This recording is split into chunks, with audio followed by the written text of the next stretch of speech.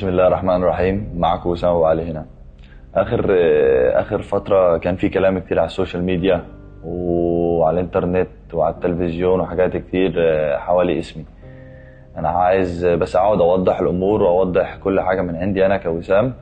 واولا طبعا اعتذر لجمهور نادي الاهلي، لرئيس نادي الاهلي كابتن محمود الخطيب، وللاداره وللاعيبه اللي عندي بالفرقه واي حد ليه مكان في قلبي زي الجمهور، على الحاجات اللي انا التصرف اللي انا عملته طبعا، والحاجات اللي حصلت من ناحيه وسام. انا مش عايز غير حب بيني وبين الجمهور وبين النادي وبين الاداره. انا لي فتره موجود في مرحله ضغوط اسريه شويه، وعملت حاجات وتصرفت بطريقه انا ممكن مش موافق عليها برضه، عشان دي انا ما بوافقش اي لعيب نادي في الاهلي يعمل كده، عشان ده نادي كبير، نادي عظيم، ده نادي كله حب وجماهيره حب. وعلاقتي بينه وبين النادي من اول يوم جميله جدا. هو النادي اللي طلعني لفوق فوق فوق. هو النادي، هو الجمهور اللي عملني ووصلني للمرحله دي، اللي خلتني يجيني فرصه احتراف، فرص انديه تانية، وصلني على موقف انه انا بقيت نجم في نادي الاهلي مع النجوم اللي موجوده دي كلها. النادي اللي خلاني اداني احلى سنه ونص في حياتي لغايه دلوقتي يعني. كل ما امشي في الشارع واقابل الجمهور هنا في مصر، دي احلى ايام في حياتي طبعا. الاحساس ده خلاني اصلا اشتري بيت هنا في مصر، وامي وابويا واخواتي يجوا هنا مصر يحسوا نفسهم في بلد التانية عندنا.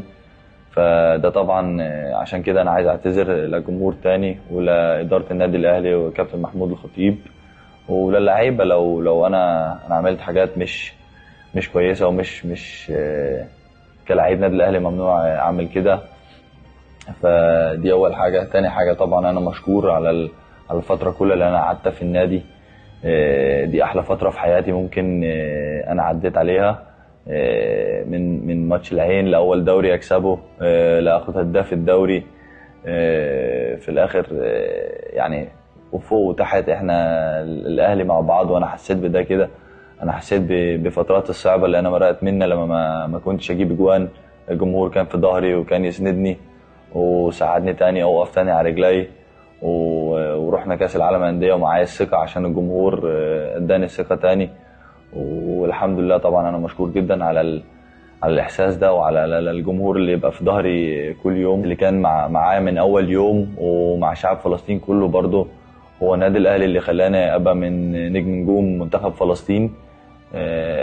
ودي شرف لي طبعا ان انا اقدر امثل منتخب كده وشعب في ظروف صعبه، ادي فرحه للجمهور لشعب فلسطين كله، انه انا بلعب بنادي كبير، نادي عظيم زي النادي الاهلي.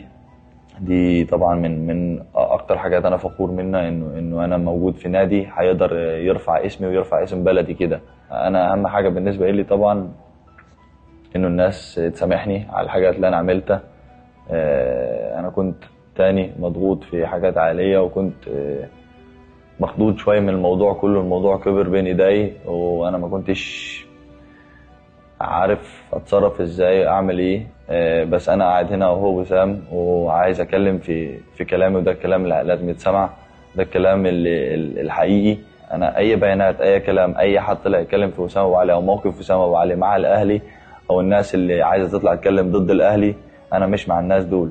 عشان انا لعيب في نادي الاهلي، انا مشكور ومبسوط وفرحان جدا ان انا قضيت احلى فتره في حياتي هنا في النادي الاهلي. فاي حد هيطلع يتكلم ويستخدم اسم وسام ابو علي، ده مش صح، وانا مش موافق على الكلام ده. وانا طبعا مع النادي الاهلي، واي حد هيتكلم كلام وحش او كلام سلبي عن النادي الاهلي او جمهوره، انا مش موافق على الكلام ده. عشان النادي الاهلي وجمهوره هو اللي برضه في الاول والاخر اداني الفرصه، يعني 90% عاملني، يعني اداني الفرصه انه انا اوصل للموقف ده، احقق نتائج كويسه، العب ماتشات كويسه، اكسب بطولات، اكسب هداف دوري. دي من شان الجمهور ومن شان النادي. هو النادي كبير. نقطه تانية انا كمان عايز اتكلم فيها، طبعا مصر بلد جميله جدا والامن فيها كويس جدا، وانا احلى فترات في حياتي قضيتها هنا في مصر. وامي وابويا واخواتي لما يجوا هنا مصر يقعدوا مبسوطين معايا وفرحانين جدا معايا. وده اللي برضو تاني خلاني اشتري بيت هنا في مصر، واداني علاقة كويسة جدا مع الجمهور ومع الناس. بقى لي صحاب كتير جدا هنا في مصر، بقى لي بيت، بقى لي علاقات مش هنساها حياتي كلها.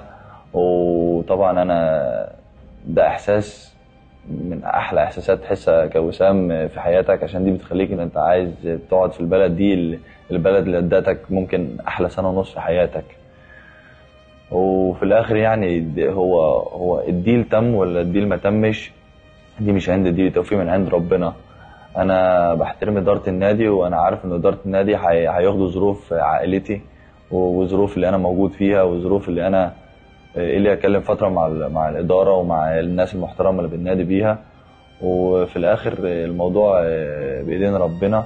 انا بس عايز اقول يعني الديل تم ولا ما تمش، انا مبسوط جدا ان انا جيت نادي الاهلي وموجود في نادي الاهلي، ودي احلى فتره قضيتها في حياتي.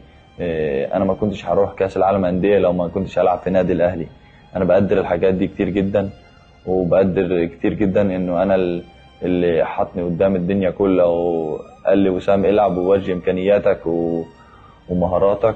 ده نادي الاهلي، ده نادي الاهلي اللي اداني الفرصه دي. فانا عايز اشكر النادي على ده. وطبعا مهما يحصل انا بعشق نادي الاهلي، وانا مشكور جدا جدا جدا للاداره، وهني طبعا يعني فوق دماغي. ونادي الاهلي اكبر نادي انا لعبت فيه في حياتي، وممكن يعني شرف لاي لاعب في الدنيا كلها يلعب في النادي الاهلي.